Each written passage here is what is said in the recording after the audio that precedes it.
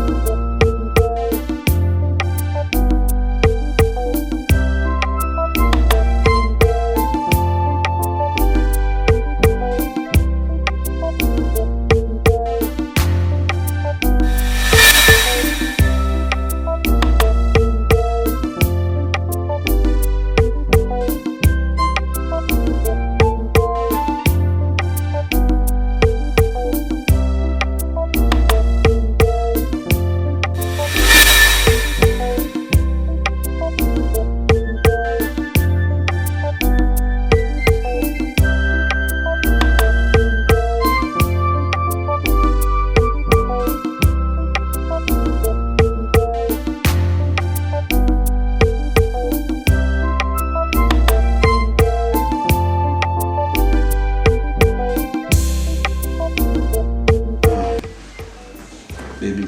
Yes. No, when I was painful, not painful.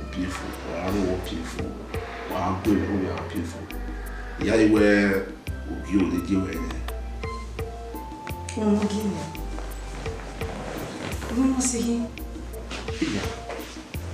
Oh, and my ham will you come and be away a yadomia. Mia. Jesus. I didn't want me. Eh? On my weekend, a weekend. And then the weekend become Unhamia where they had me. Well, hey, I have a weekend here. I can't remember where on my Akwe, Yayu come here. Oh, my dear, Akwe Yayu come here. Whether we one more that computer, they are peeing, they will be painful. And I hate some work by love. You won't work while out. And you make another supporting when okay? You know, Jenna, I may favor doesn't. For you, are supportive for me. I'm very, very okay. I see. Maybe voila. So, what's supporting you? Oh, I say, Kakabo. No, I am here. Isa! A veria faz qual?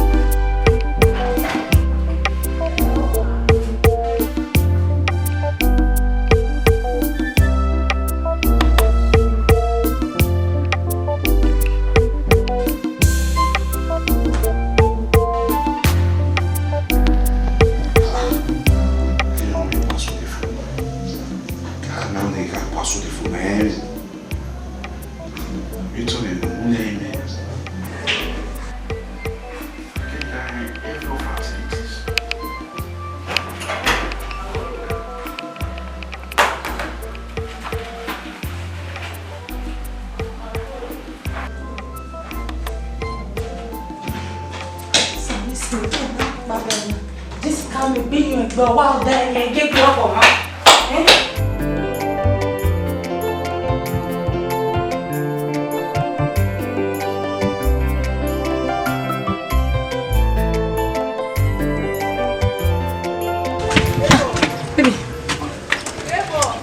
Papa, I have to get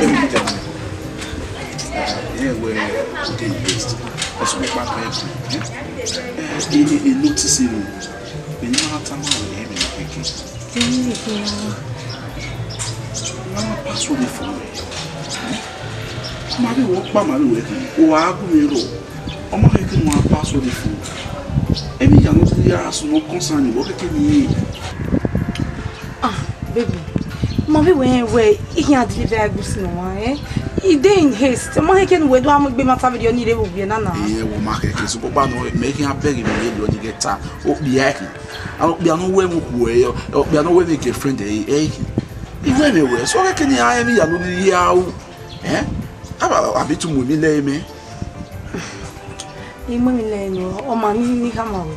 I don't know when I password. Who don't even hear no, you was so what if you know why I will rubbish.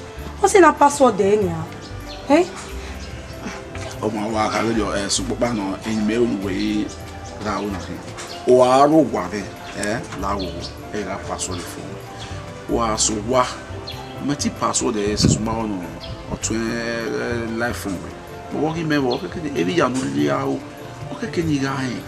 Eh? He will be. The more I'm willing. Oh, my honey. Now we are here. I rather tough it. Oh, my. Careful, man.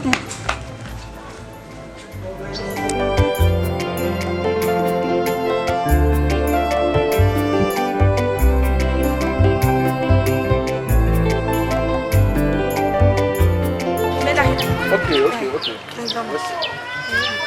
Then you know what that is. Then they go see. Ena. Right, girlfriend you are like it. If you know what that, girlfriend you are like it. Again, and let's doing business with you. Where's it? I'm expecting all that. All right, no problem.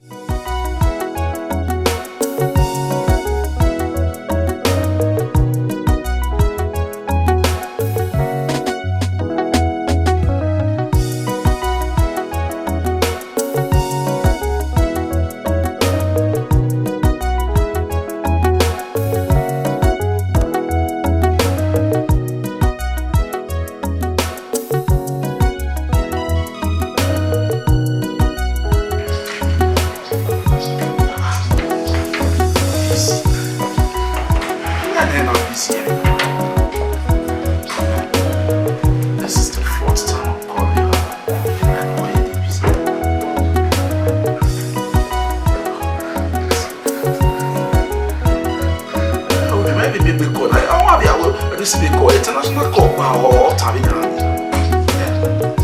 Look at call what time I'm international call this evening.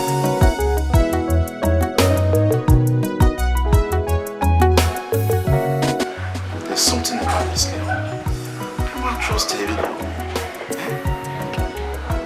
Imagine how you want to do a key online business and a mobile business. They want to say,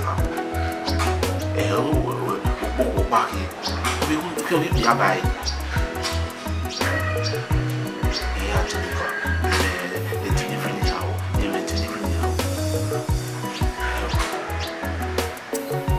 Why we are delivering and I are delivering here?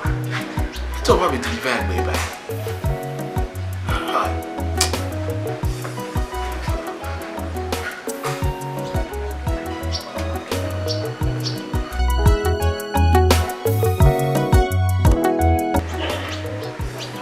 Benny wa calling a phone busy. How will this be look at call ya busy video?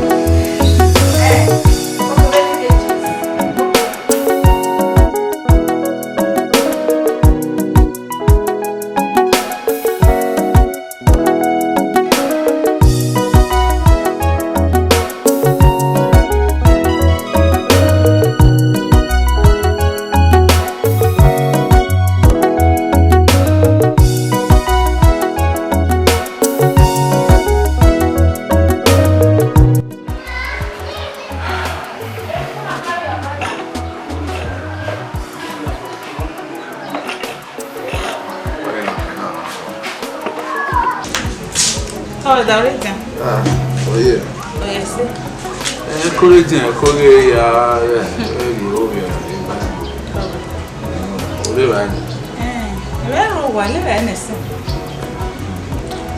Boss. It's only go ego. It's bad when you were a girlfriend when you were in you. It be very only Emma, understand. But no worry, I very only. Well, I very all to hearing me again. You do I think the more do I feel on top of her never to baby. Boss, Emma may be pity no words about him because he ain't what feel like. Understand? Why am I? That's a pop out of where I'm one eye. I'm moving on Lugana when I've been there. Open one can I did my way. I want the one one. Namana check I'm gonna be gay, you know, you know, with me. I'm married on him. Where I'm where Olena or Lugana been there. If when they will look at where all the money in Vienna. So if we will do it, our cargo on this semester. Umaga and SMS on a year and what? Again, we should have made a mistake. And the mistake in the oil in the money we make. So I am a check, give me a given on your new and the of activities. Brother, you understand the can worry. Oh, American. We're not saying nothing better now. When we are suspect any, we are bad all the time. Yeah, don't hene, although even a me, although I think we move, although I unya. And then although I fed to wear. Brother, what are you told me, Ruda? Or you don't buy any, or you wear so tall. What do I feel like? Bros la wo go ibu si o bobo kere e ga wa bere oko iye mi no se ni nata si o bobo e ga show egbe e ga show ewu baba ege an understand. Well, I didn't wait about the si o bobo kere ama e me do ka e ga si o bobo when we can we remember you again when we now only we be ya even no can no right so wait on ya me we can even one go ya very money play ya mama e ga see ko to the time e ga o why now upon now why but they run brother what do you are you na give my family guy na we pe na wa ha we yo mother are in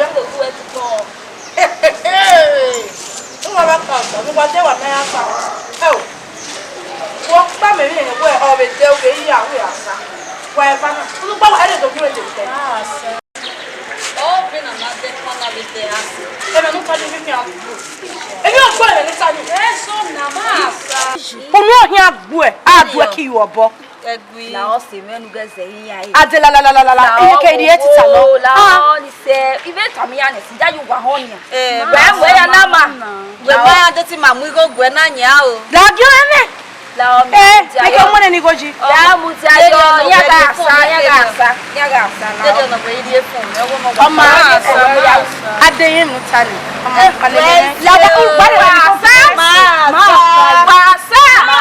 me kuna pe o we go pay aya me se ise tere e ko pe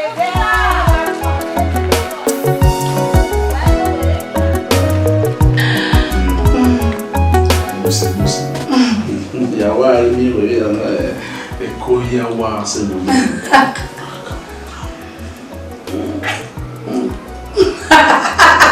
oh where's the sota tan ma le me I will and I or the BP. Eh, tell me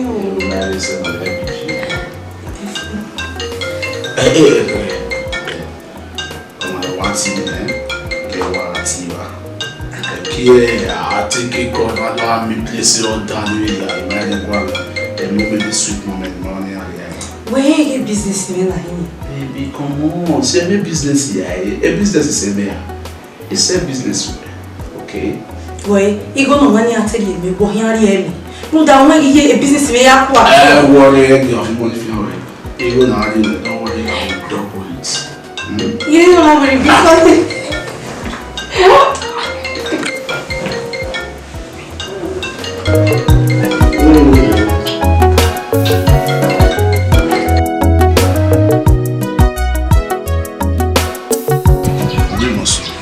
There's this particular girl, you don't know who okay? You don't know who monitor you. You understand? Again, I don't want me a girlfriend, and again, they were like, so you don't even know here. Any man or Russia? No, where Jessica, Miss Yoni. Oh, we were not in our own man, maybe not my brother. He and you only understand. So we'll see not going in and you make an eye any young understand. And a business, okay, this online business, mobile marketing. Okay. Well, right from time, I like a business in the day this day because you are marketing products in your goods here. You have marketing beyond. So, when we are, so don't even mark be now. So, if they won't be able to say, you look at me monitor again. Okay. When you man are really on you what you only movement, daily activities, even we are here, wow. So we have it here now. We loud. We task we go away. Forget the expenses. We are our personal, our food, the bills. We are here. Understand? Yeah, we are married and you marry over. You know, soon, yeah. Or can not get me. Go train a while Latin. We are follow. Understand? So we are not playing with I need this job. When you met you, that's why you're my brother. That's why you're my brother.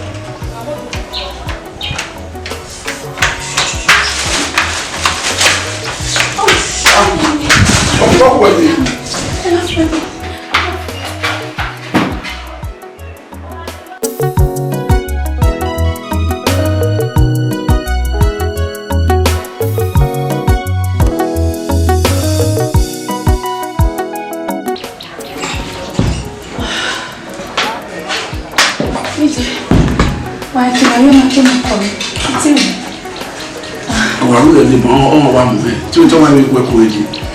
You are making me kidding. Really was something to come. Anyway, I got so really who let me here, baby. Where is it? Wait, no, Salva, and no double. Oh, come. I know. Yeah, she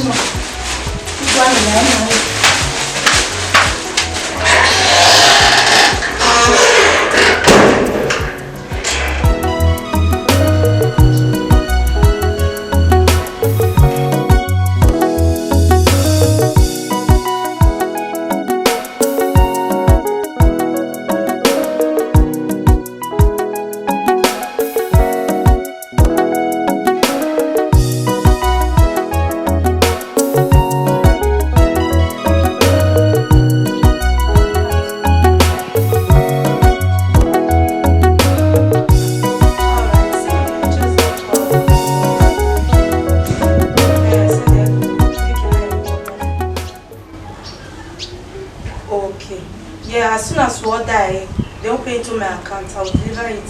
Let me say Friday. I'm here Friday. Okay, Mama. Where's it? Afana. Okay. Where are you? I do. Correct. Give you a business in Ekhoe blind. Hey, if you don't tell me,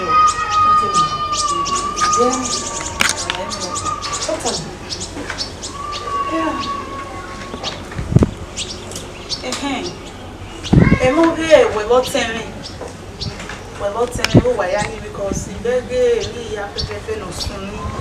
You only time you only make one. You know that when you have when you are at least a boyfriend and girlfriend.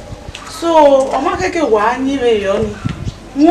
Okay, a call now. I do I call me call all the stuff. Emma, even with you, but or tell me or when we you understand?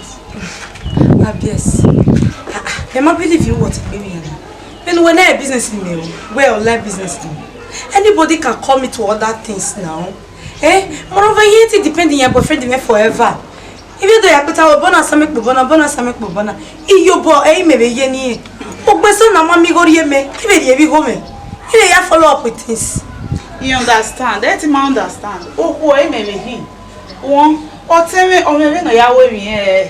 Omo idandan gbe, o suspect o ma gbe. You understand? I mean here afefe no we una. Although I suspect we go to my boyfriend or we go to shit on him. La wo even ni mi awe. Le si o bobo ave cousin ni ogun gbe si o bobo kerekere. O teme o mare we me ori me. Owo me we kakabo. Ma wo we in business no be go me na. Me ti si o bobo. Not you way suspect me keka. Mama where maybe boyfriend of a bit. You pop Yanni Henia. A jealousy or warrior, a jealousy. Oh, my here and sunny. Yahweh be a G. Keep me up. It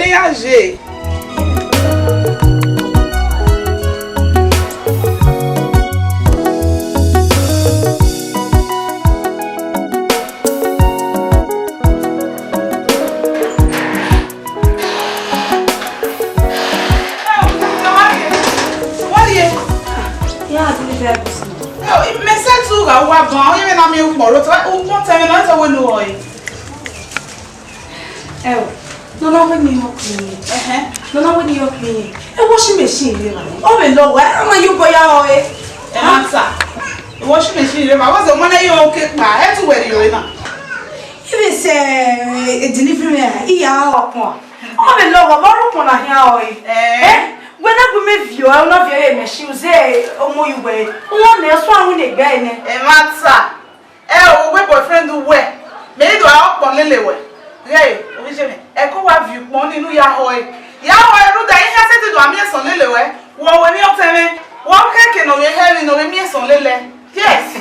Oh, boy, we are the room that me a boyfriend to me. He may wear me ya. See your mom. There you are upon you. Yahweh.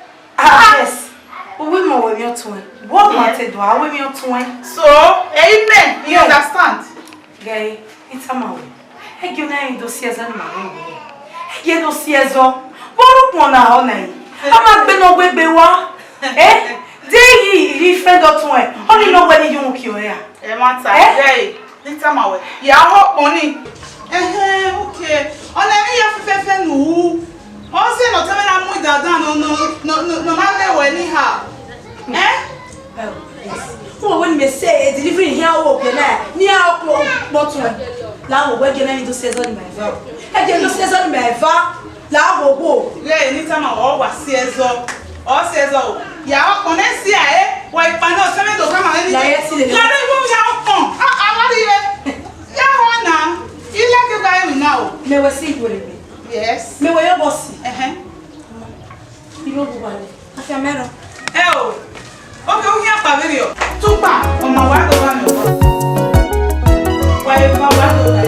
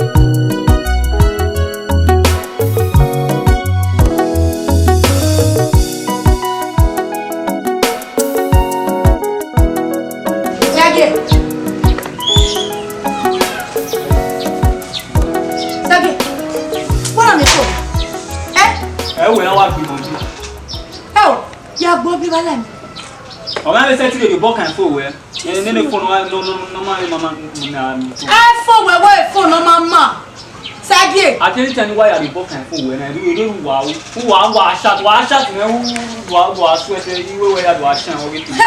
Hey, upcoming Yahoo boy. Who not deleting your phone now? A phone may charge you, you not Zazon where we were. Mamma, me about when you and me away, Chana, Chana, on iPhone, I didn't do it for you, my phone, me, I do the anna. Who not deleting me or die? Upcoming Yahoo boy. Una delete happening our business. Una delete happening our that too good. But the way we get a ticket for me now. One hour tea a big for more than a lady our boy. Oh, come here. And I met up where a channel phone that original for Messetikie. No, I channel phone, I say, I take a channel phone that way. Wow, ya pa ine le wenu do mi e. The phone my channel phone. E wa tell you I do it. Give me a go for you. Ya do it. A channel phone. You want no eh uri no my phone ka na wona be.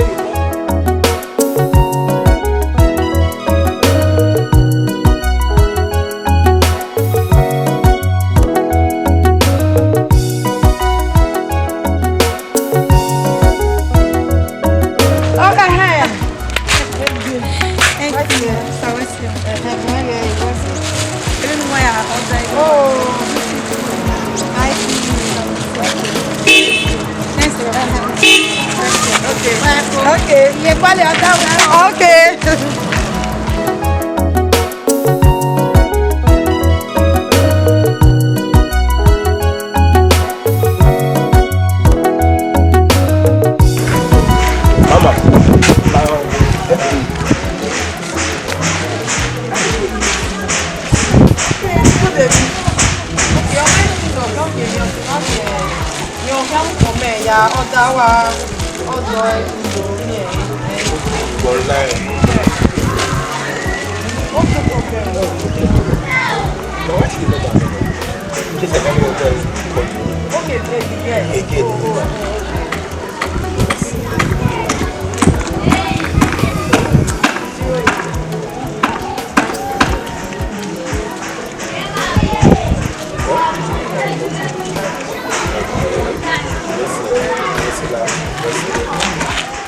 ya we se dia we wa ri mi we de ne won we je a won ma me wo ne ere awa disappear we de mi wa kan ere mi na ni na egbo we reki ne o iwe bi ade na we wa me se na we ya ne me mi so si ya o se fa ne ra o se ni hia we bo edu ta de agbata lo igoro po bewe say ebe ani mu yo go okay kinu mu ebe na owo ebe ya ri ogo me ba wo e Makugbe oluele ekonowe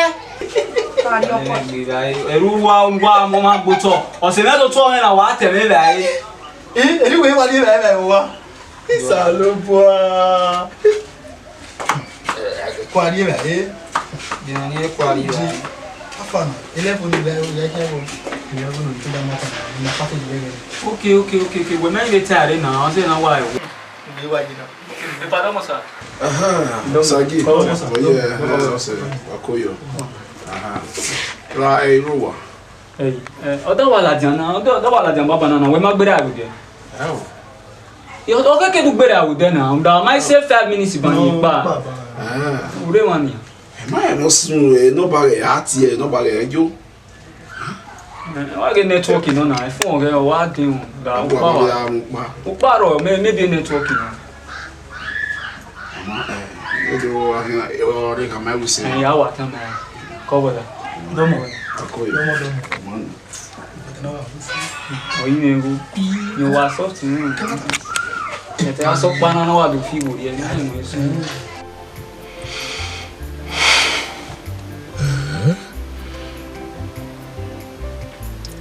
Wa be do awe mi kena.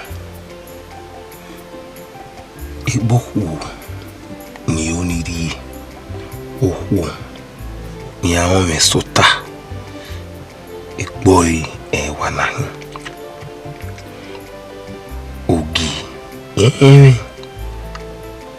itamai we genama noriye oyi dile gbe yitawe na ye investigate ba kan investigate bo veni me ya mi we no ya ozo yi gwali client no gwede mi o ginger spirit mi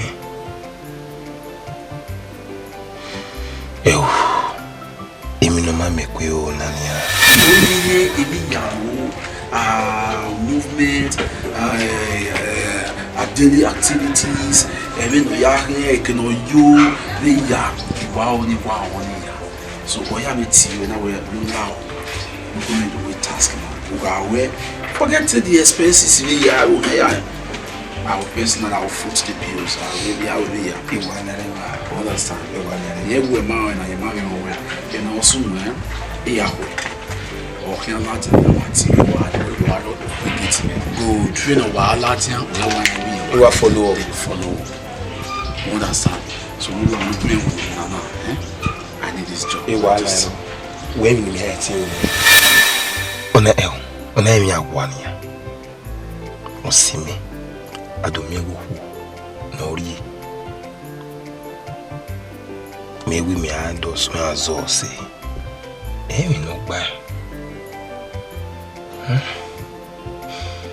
salopoa akin bi kan na dedegbe ku gba kere ori mi yawo kan mi o kana